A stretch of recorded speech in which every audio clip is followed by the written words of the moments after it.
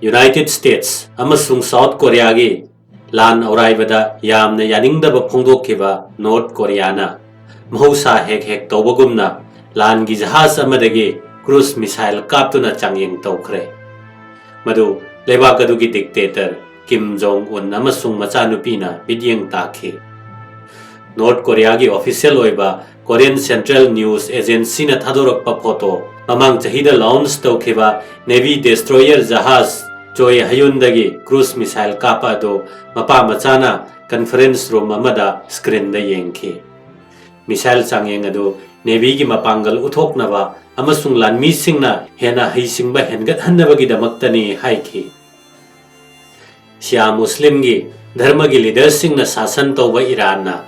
ngasi Persian Gulf ta commercial jahaz sing da attack tawkhre Makoina Dubai International Airport amasung oil facility kayada su target tawkhre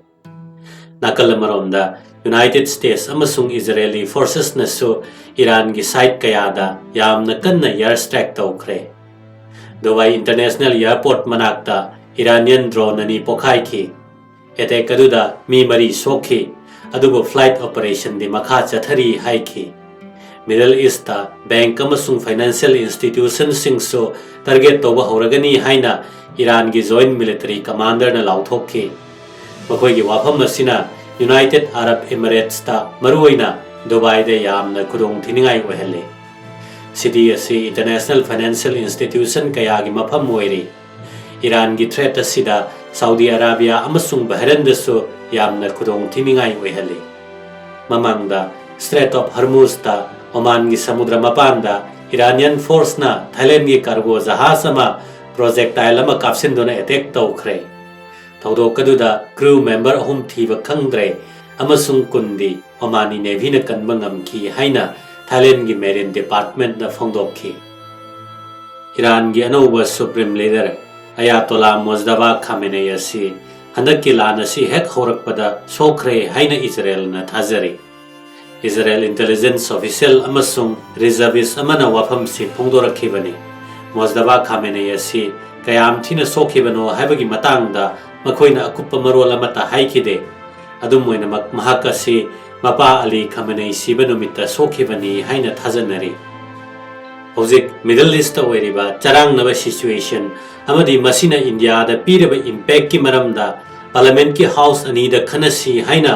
opposition congress na demand tawkhre adubo Modi government na masi yadana leiri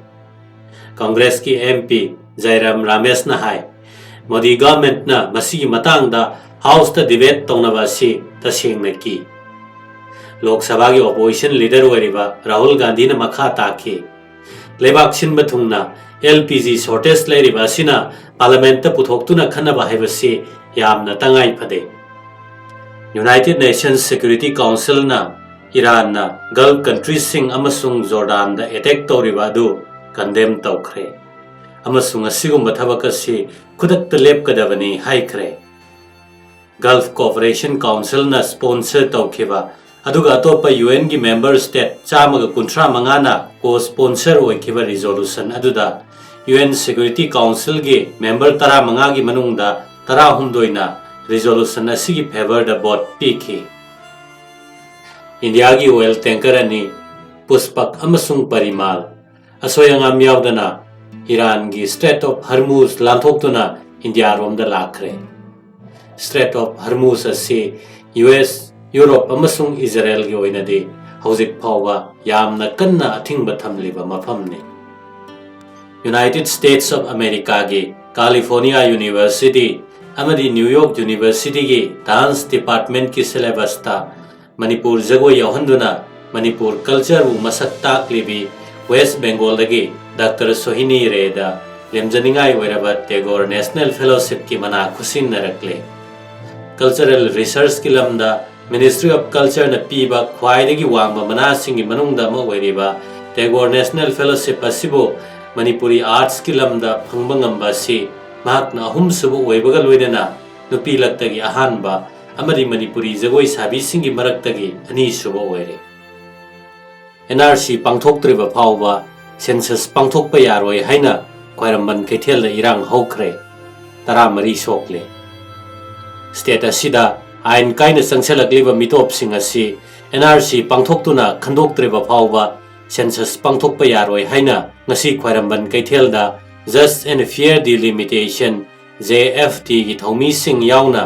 maikai kayadagi lakpa miyam amadi khwairamban ima singna irang hokre irang adu laksinaba honabada security force ki maikai degi stun bomb amasung mok bomb kapada mioi taramari hena sokapan nangle Ukhrul dagi Imphal tamna lakpa winger ama kuki singna hijack tawraga passenger sing mascot chefurom da puraga chatkre Ukhrul dagi Imphal tamna passenger sing puraga lakhiba winger bhenama